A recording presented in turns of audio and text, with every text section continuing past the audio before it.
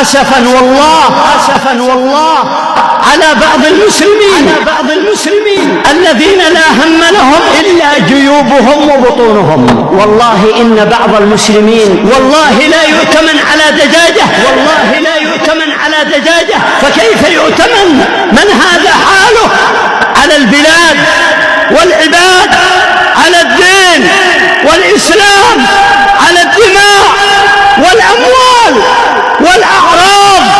يا عباد الله، يا معاشر المسلمين، اتقوا الله، حافظوا على دينكم، حافظوا على أخلاقكم، حافظوا على أمنكم، حافظوا على استقراركم، حافظوا على دين الإسلام، حافظوا على هذا الميراث النبوي العظيم.